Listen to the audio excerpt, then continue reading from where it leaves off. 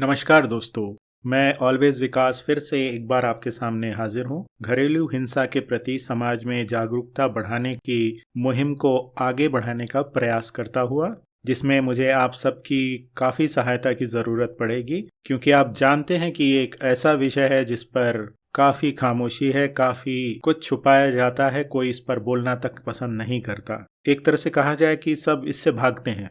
तो दोस्तों, घरेलू हिंसा आमतौर पे अगर पीड़ित के आंखों से देखा जाए या समझा जाए तो पीड़ित को लगता है कि सिर्फ शारीरिक हानि, जिसमें मतलब मारपीट करना, चोट पहुंचाना या कोई भी फिजिकल हार्म करना ही असली घरेलू हिंसा है। इसके अलावा जो मौखिक या वर्बल अब्यूज होता है, जिसमें गाली गलौज होता है या और तरह की चीजें होती हैं, वो घरेलू हिंसा नहीं है। तो मैं कहना चाहूंगा कि घरेलू हिंसा का दायरा काफी बड़ा है और इसमें सबसे जो बड़ा ध्यान देने वाला मुद्दा है वो ये है कि क्या आप में अपने आत्मसम्मान को या सेल्फ रेस्पेक्ट को लेकर कोई जागरूकता है कि नहीं।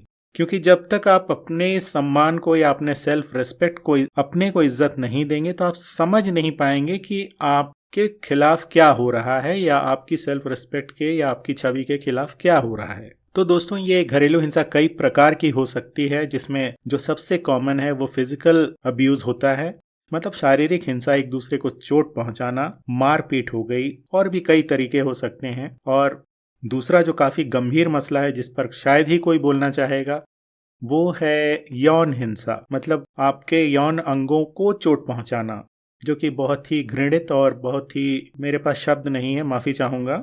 आपने सुना होगा कि वैवाहिक बलात्कार या मैरिटल रेप शब्द, जो कि आमतौर पे लोग शादीशुदा जीवन में इससे बचते हैं, कोई क्लेम नहीं होता, कोर्ट भी इसको मानने से शायद इनकार ही कर देता है, आमतौर पे ऐसी अपीलें खारिज हो जाती हैं। तो जो अंतरंग पार्टनर या इंटीमेट पार्टनर्स होते हैं, कई बार वो इस एक्ट में भी, जो बहुत ही दुखद है, इसमें इंडल्ज होते हैं, जिसको हम मैरिटल रेप या वैवाहिक बलात्कार कह सकते हैं। ये भी घरेलू हिंसा का बहुत ही निम्न प्रकार है। इसके अलावा जो देखा जाता है वो है फाइनेंशियल अब्यूज या फिर आर्थिक हिंसा कह लीजिए, जिसमें आप पीड़ित के फाइनेंसेस को कंट्रोल करते हैं, उसके हर चीज पर बंधन लगाते हैं। उसका मतलब हर चीज आप, उसका हर फाइनेंस का हर चीज आपके कंट्रोल में रहता है। वो खुलकर मतलब अपने फाइनेंस का ही इस्तेमाल नहीं कर सकता।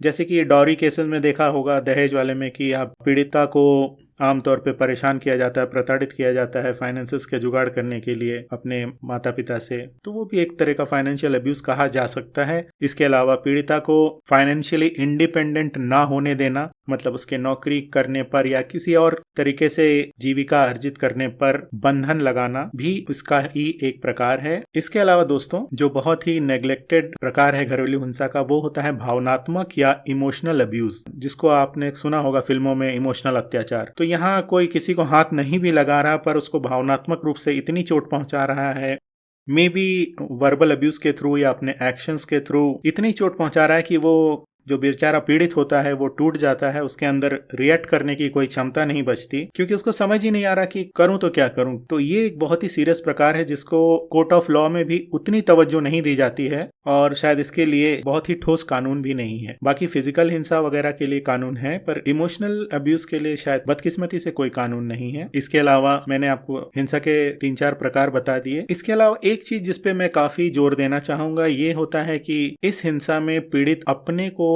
धोखा देना सीख जाता है, या यूं कह लें कि अपने को ही समझाना शुरू कर देता है, जो कि एक प्रकार का मनोवैज्ञानिक डिसऑर्डर कहा जा सकता है। जैसे आज मान लीजिए अत्याचारी ने या अब्यूजर ने पीड़ित पे हाथ उठा दिया या काफी मारपीट की, काफी गाली गलौज की, कुछ घंटों के बाद ही पीड़ित ये भूल जाता है कि उसके साथ क्या हुआ था, और वो बेनिफिट ऑफ डाउट दे देता है अब्यूजर को कि अरे शायद इनका मूड खराब था, या शायद इन्होंने शराब ज्यादा पी ली थी, या फिर ये गुस्से में थे, या इनके ऊपर स्ट्रेस बहुत था। ये खुद को समझाने वाली जो आदत होती है, ये भी इस हिंसा को बढ़ाती है, क्योंकि हिंसा करने वाला तो खुद को नहीं समझा रहा, पर सहने वाला अपने को समझाने के लिए हर समय राजी है। तो ये भी बहुत ही दुखद पहलू होता है इस तरह के रिलेशंस में, जिसको बेसिकली टॉक्सिक रिलेशंस कहा जा सकता है। पर इसमें पीड़ित को एहसास नहीं होता कि वो एक टॉक्सिक रिलेशनशिप में है, उसको लगता है नहीं ये तो आम बात है, कोई बात नहीं, नाराज थे इसलिए ऐसा हो गया, मैं भूल जाती हूँ। बेकार की बातों को लेकर आगे खींचने का क्या मतलब। ये एक तरह से अपने आत्मसम्मान के साथ समझौता है मेरे अनुसार।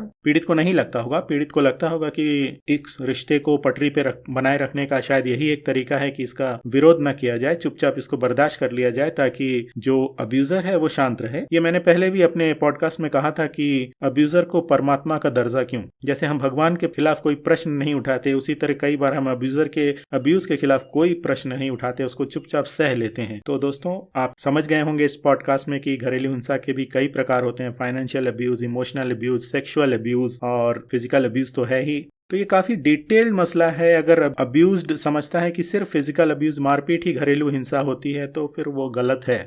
मुझे कहना पड़ रहा है कि वो गलत है क्योंकि वो समझ नहीं पा रहा कि उसको और तरीके से भी अब्यूज किया जा सकता है या वो अब्यूज हो रहा है। तो ये इस प्रकार की जागरूकता बढ़ाने के लिए आप सभी का सहयोग बहुत जरूरी है। दोस्तों, मेरे पॉडकास्ट को, मेरे यूट्यूब वीडियोस को आगे बढ़ाते रहिए। शेयर, सब्सक्राइब, लाइक जरूर कीजिए और अपना कीमती समय पुनः देने के लिए बहुत बहुत शुक्रिया।